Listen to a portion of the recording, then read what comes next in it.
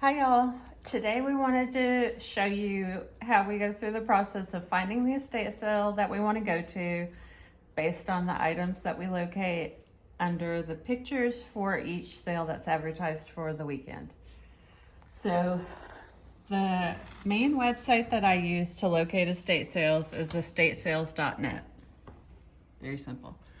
You'll want to go set up an account. It's free.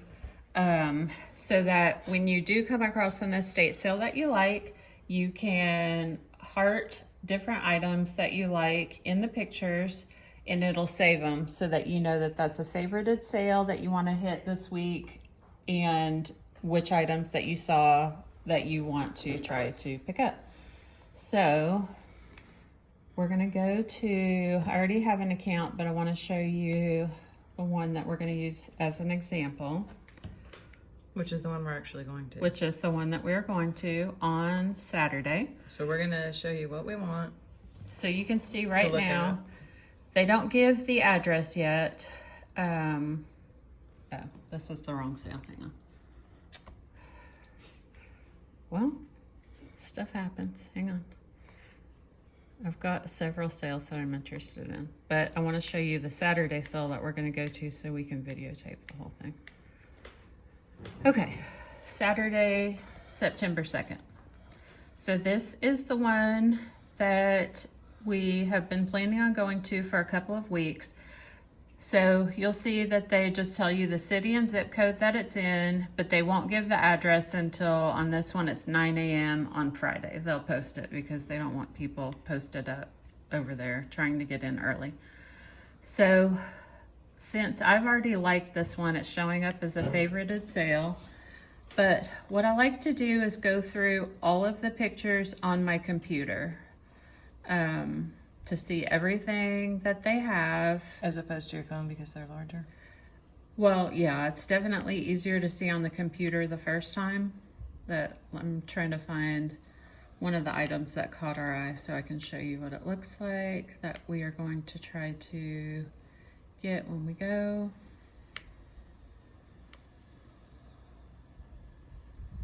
One second. So you just kind of scroll through. Obviously there's clothes, furs, furniture, jewelry, art, home decor, all of that stuff, but kitchen stuff. So this is one of the items that caught my eye. So I saw front gate boxes and a piece of garland or, fir tree sticking out. So I'm assuming that this is front gate garland, which is very expensive to buy retail online. And just based on the flooring, I'm assuming that this is in their garage. So I have favorited this picture. And then again, I saw this picture, says garland. I believe it's lit, has the dimensions, and then again, floor of the garage. So I know it's next to this disgusting thing, so I'll be able to easily locate it. I know it's in the garage because of these items on the wall. So what I'll do is heart these on here, and then after I do that, I'll go to my phone and I will log into my estatesales.net.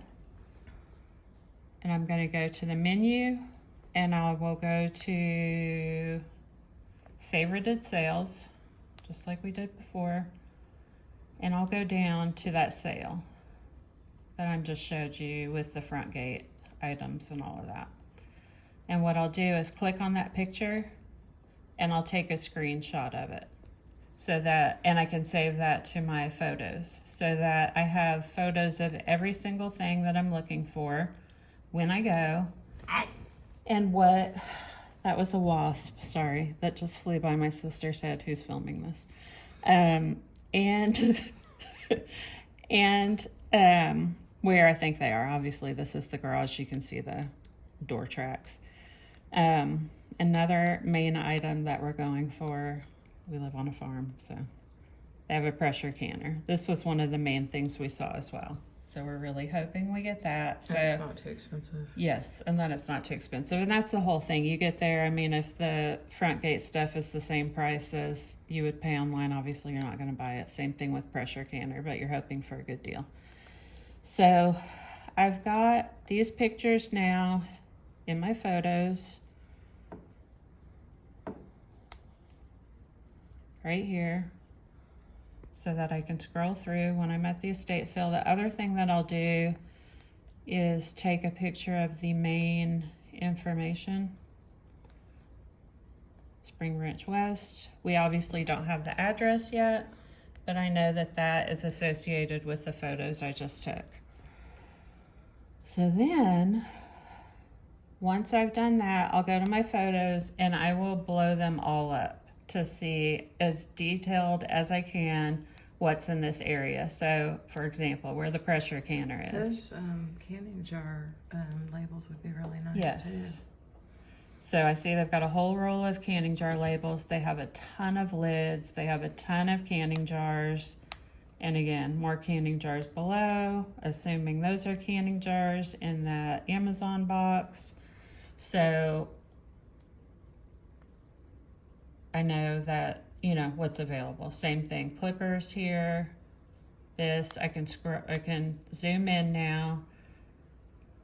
Lit garland. Quantity 1, it's 50 feet by 10 inches, 3 boxes, 300 lights per, so hopefully that what's in here is actually that item, but I would just check it obviously when I get there. Then, after I do all of that, what I will do is make a list for this sale. So I'll write down Saturday, for the Saturday sales, this one's going to be Saturday, September the 2nd, and it starts at 8 a.m. So we probably like to be there around 7 a.m. because there will be a line.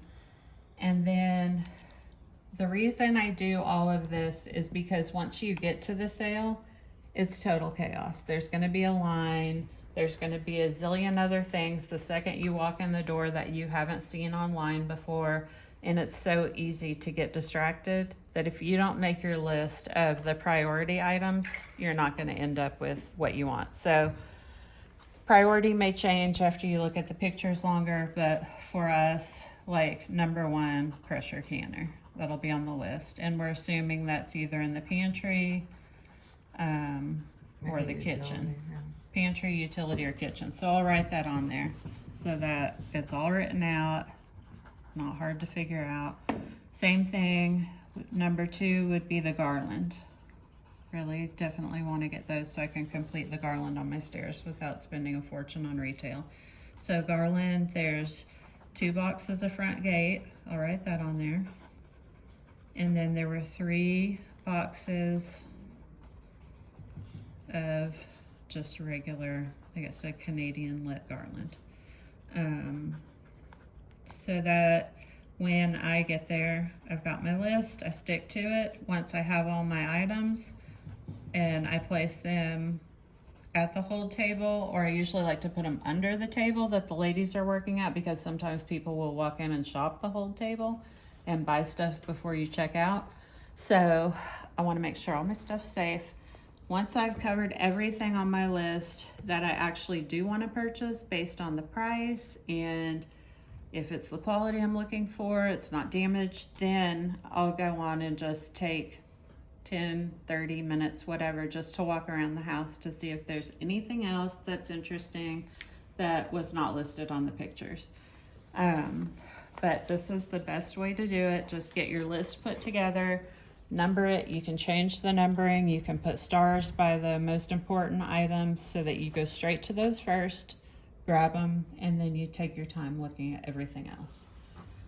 And so you do this for every single sale that you're interested in. Obviously, you're not going to go to every sale that's listed that weekend, but I look for very specific things, either things we need, things I've been wanting, things that are unusual or that may be expensive that I can resell.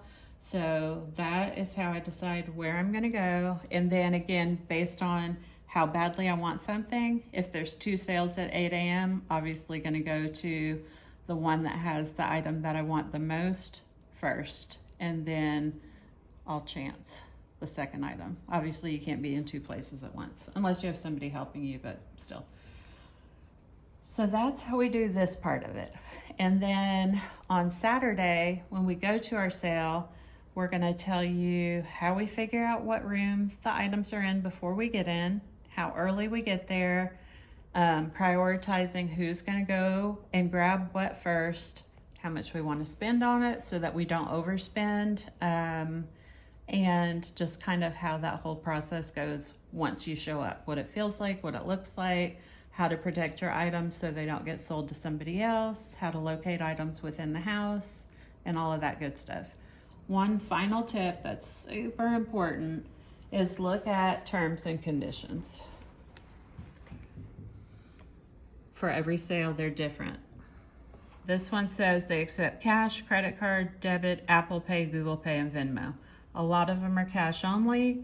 A lot of them don't accept Amex, so you want to make sure that when you show up to get your treasures, you have the proper form of payment so that you leave with what you went for. So check that every single time. And also there are oftentimes parking instructions and all of that. So you just want to read this part. It's super important. It'll make it much more enjoyable for you, and the estate sale people will appreciate you if you actually follow the rules. And it's good to kind of learn who they are, make friends with them. You'll see them over and over, and just follow the rules, be friendly, be appreciative, and just make it a great experience. Thanks. Bye.